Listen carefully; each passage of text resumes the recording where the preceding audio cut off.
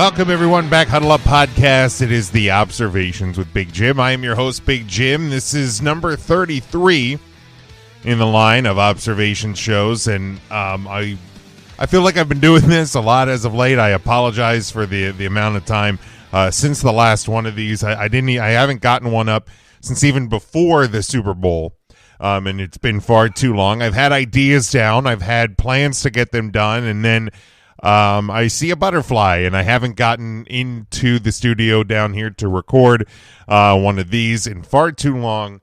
So I do apologize about that.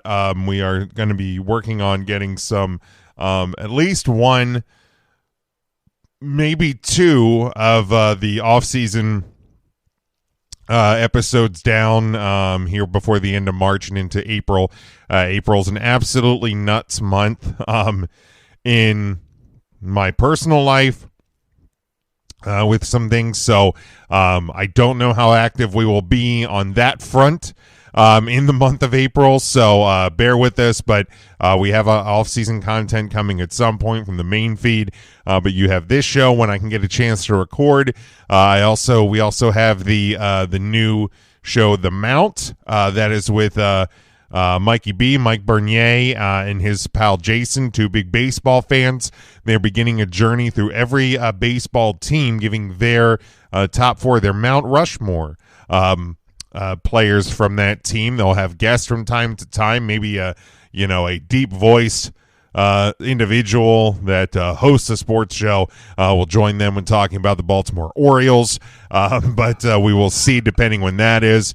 But check that show out. If Ernest DJ Christian ever gets off of his ass to record one of his And One shows, we'll get that back up on the feed. Maybe Matt will record a single pitch show at some point, but we will have content coming on the feed, so make sure you are subscribed on all podcast platforms, YouTube, as well as the shows do make their way over to there. Like and subscribe and rate and review wherever you can. Please get our merchandise over at tpublic.com as well. We have the new logo merch over there, and I want to talk about that for a second before I get into the observations. We've had the NFL-style shield logo for the last few years, and as always, I thank my pal Tim for putting that together a couple of years ago when I kind of had this vision of it but just couldn't pull it off. And then recently we've seen the Huddle Up Podcast Incorporated shield that has been up across the feed, but I've been playing around with it with some design tools and logo generators, and I was able to come up with the new one that we have now that has the kind of grayish blue shield with the microphone, with the computer, with the audio setup inside of a locker room, and it just kind of encapsulates everything that I want for the feed and for the logo. So a new look for the new year, for the new upcoming off season, and eventual the new season of Huddle Up Podcast. So we have plenty going on there. So again, give your thoughts on that. We can get the merchandise for it over on our TeePublic store as well.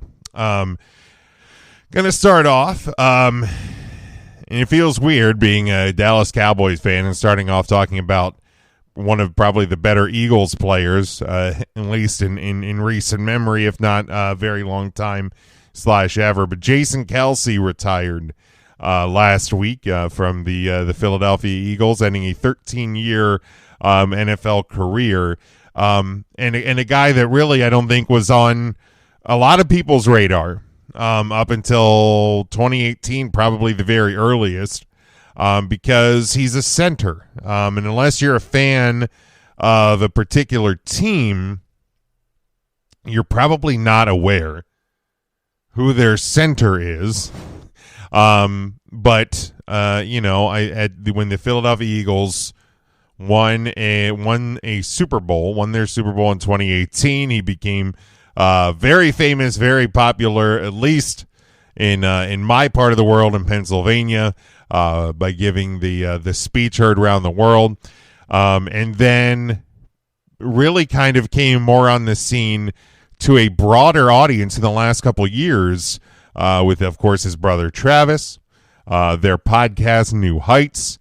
The Kelce documentary, where you got to kind of see a period of time, a season of time in his life from last season.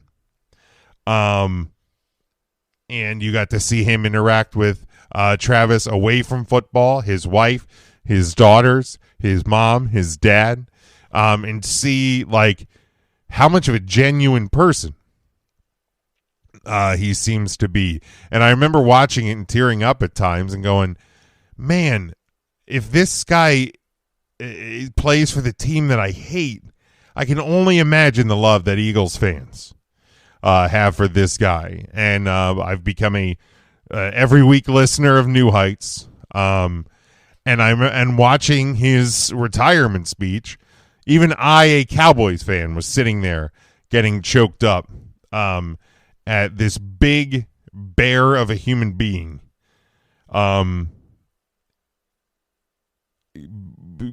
Just breaking down in a 40-plus minute retirement speech. That was as perfect as can be. Is better than he was on the field, when he's one of the best to ever play the position of center. He absolutely seems like a better person.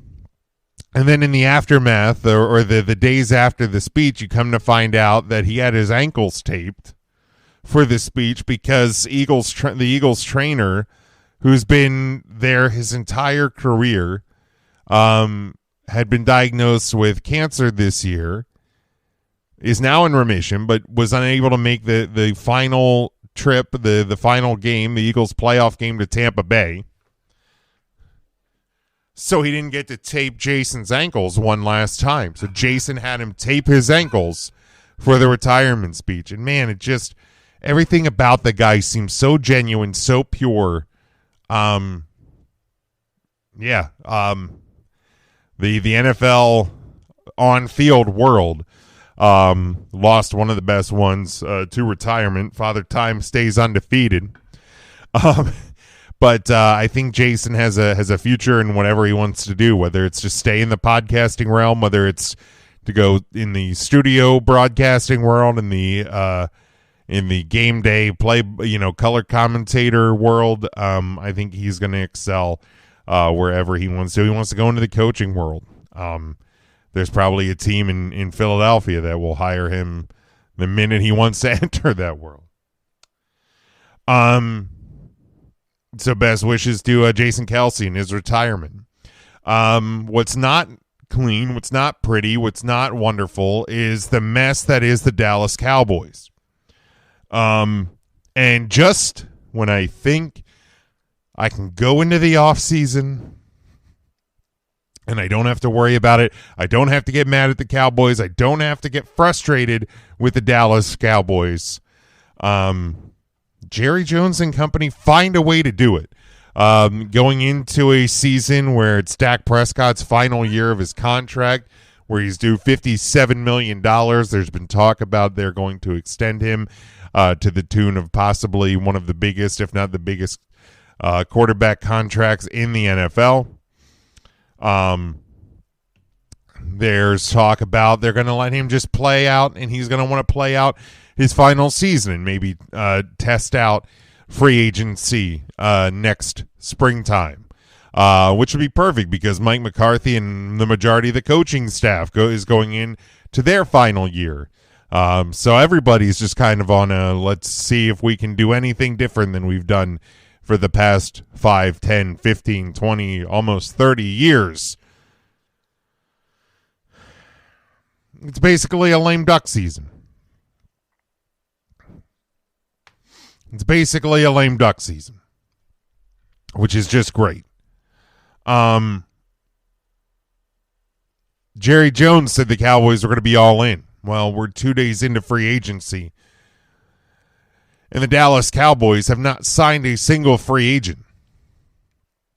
There was one team out of 32 in the National Football League that didn't contact a single free agent on day one. That team is the Dallas Cowboys. Now, granted, they probably don't really have a reason to call anybody because they don't have any freaking money. I know they have $2 million again. They have $2 million over the cap.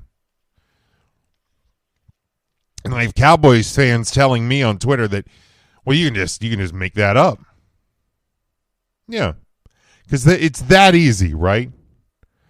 And if you haven't noticed, over the past almost 30 years, management of this team is inept and moronic. You know, and it's just I don't understand how Cowboys fans continue to think that this ownership group cares about what fans think. Well, they're going to listen to us. Have you been paying attention for any length of time? Jerry Jones has said in the time between around the combine that as long as sports media is talking about the Dallas Cowboys, they've done their job. Basically admitting that all that matters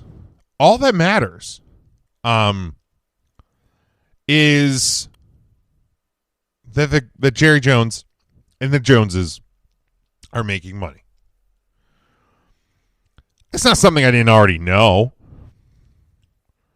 I mean, it's plainly obvious, but hearing it out loud is the part that sucks.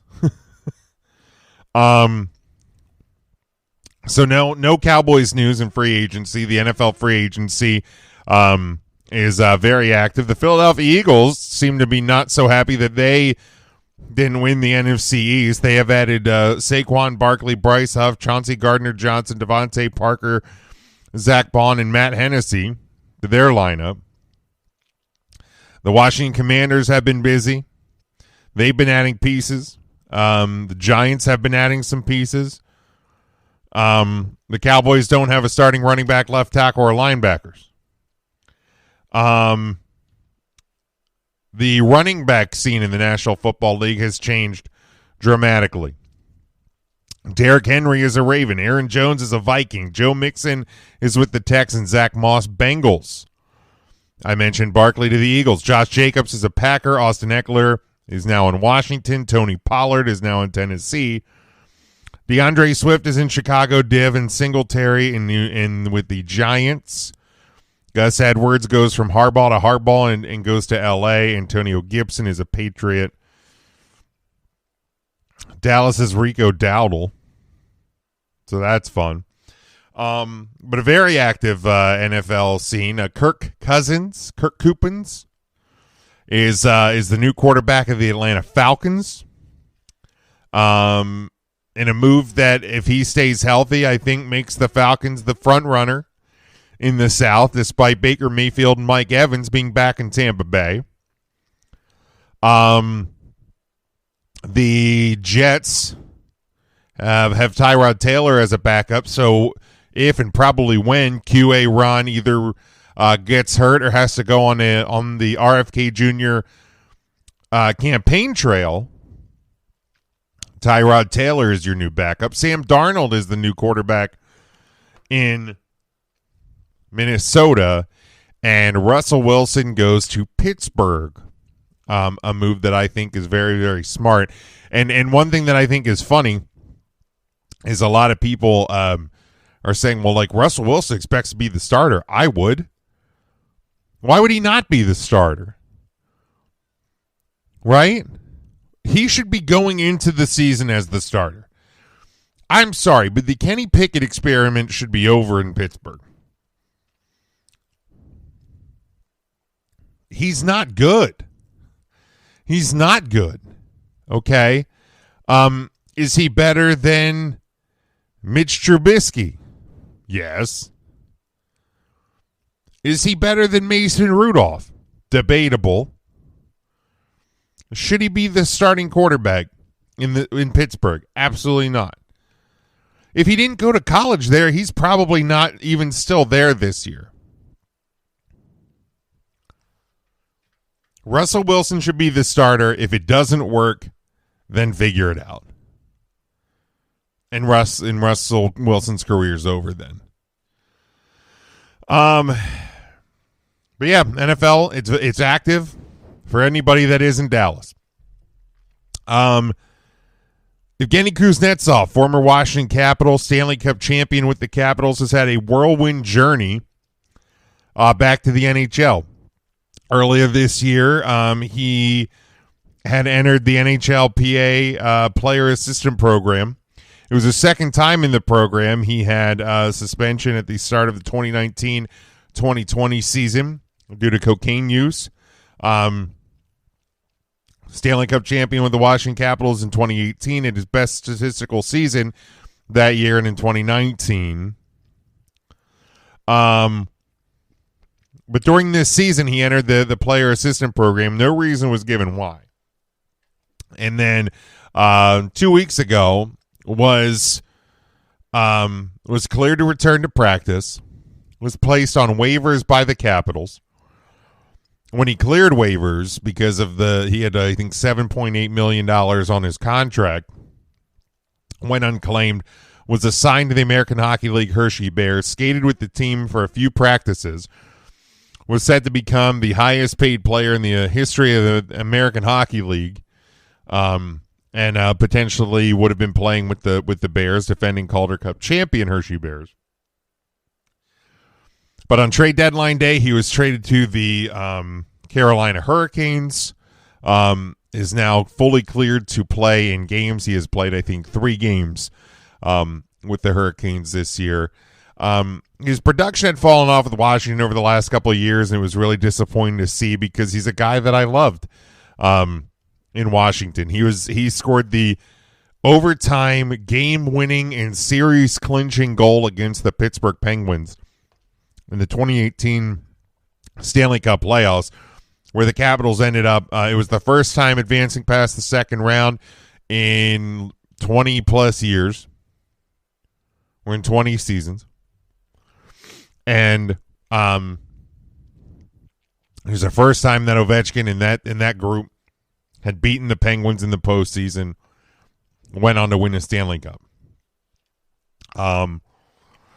So I've always kind of had a soft spot for Kuzy, and I wish him the best. I hope that he can stay clean and healthy in Carolina, and it sucks it didn't work out in Washington, but hopefully he will do fine there. Speaking of my Washington Capitals, hope is beginning to fade for them after a 3-0 loss to the the Winnipeg Jets last night. The Capitals now sit 3 points out of the final wild card spot, 7 points out of the third place in the Metro Division with just 19 games to play. And I know with 2 points per win and 1 point if you can take it to overtime and lose, it doesn't sound like an impossible number. But the inconsistency of the team, a goal differential of -27. 6-3-1 in the last 10. But I think the inconsistency is what's going to hurt them down this stretch with a lot of tough games. Currently in the midst of a West Coast road trip. No groundbreaking deadline deals. Again, Kuznetsov trade to Carolina for picks.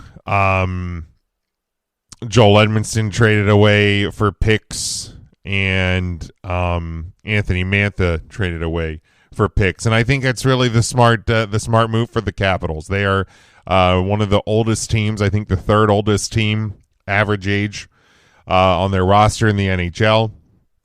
But now looking forward, they have the third most picks, I believe I saw, over the next two or three NHL drafts. So the youth is starting to thrive. The surge as of late with this team has come from a lot of the youth, a lot of the guys that have been in Hershey and successful there. Ovechkin's gotten a little bit of a role with goals at times. and Manning's got a couple years left on his deal. And I don't know if I keep teetering on the hope of him catching Gretzky. He's now, I think, 49 goals away. But as we've seen this year, some of his struggles, Father Time looks like it's catching up. And it certainly looks like it could be a really tight race to the goals record for Ovechkin. Couple other things before we close out tonight. John Tortorella, the head coach of the Philadelphia Flyers, was suspended for 2 games and fined for a altercation in a game against the Tampa Bay Lightning over the weekend. The Flyers were trailing 4-0. And I think he sent out Garnet Hathaway, who's more knuckles than he is points, more of a enforcer type. Sent on the ice, bumped into a Lightning player, caused a bit of a melee, and something happened. I don't know what was said specifically, but John Tortorella was ejected from the game, given a game misconduct, and ejected. And refused to leave the bench, and had some choice words, if you can lip read, with the official. Maybe it was, asking him about his favorite cream cheese or something. I'm not sure, but the NHL suspended him for 2 games for the altercation and for not wanting to leave. And I know there's a lot of Flyers fans and some others that don't agree with it, but I've never been a fan of John Tortorella. I think he's a bit of a prick, and always has been. But I just think that, whether you agree with the suspension or not, the officials have to have control. Whether you agree with a penalty call, whether you agree with a coach or a referee's decision, argue it to the point where you get ejected, and then you choose not to leave. There has to be discipline there. There has to be discipline there. So I don't feel bad for John Tortorella. I don't feel bad for the Flyers. He deserved to be suspended. And lastly, some talk out of the college football world is as we get ready to embark this upcoming season on the first 12-team playoff year, there's been a lot of talk about a 14-team playoff coming down the pipeline. And my first thought is, can we just get through at least 1 year of the 12-team playoff before we start talking about expansion again? Can we do that? Can we try that to see how a 12-team system will work? And I've been very vocal about how I don't like with the current 12-team system that's coming out that you're going to get automatic bids for conference champions.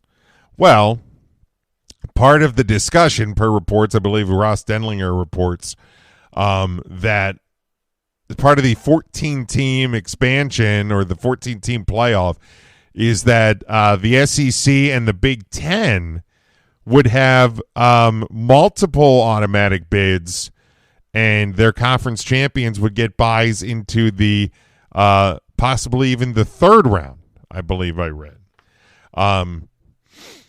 Why? And I get it. I know. Money, power. I get that part. But it's bad enough. It's bad enough that you're instituting automatic bids for conference champions without without a minimum ranking. But now you're going to do multiple guaranteed spots for people just because they're in a conference, just because they're at a certain level of that conference. And I know I can already hear people saying, well, you're just mad because Notre Dame's an independent. No, that has nothing to do with why I'm upset by this. Because why should a team who is second in the Big Ten or second in the SEC automatically get in? I mean, think about it. Where's the logic there? Because if they're good enough, so like this past season, for example, right? Like Georgia, they would have been in the college football playoff in the 12-team system and what would be the 14-team system without a second automatic bid for the SEC because they were in the top 10. So they were the highest ranked at-large bid, right? So they would have been in. So just be good enough to get in, because that's what everybody's always said to me about Notre Dame. Well, you just have to be good enough, right?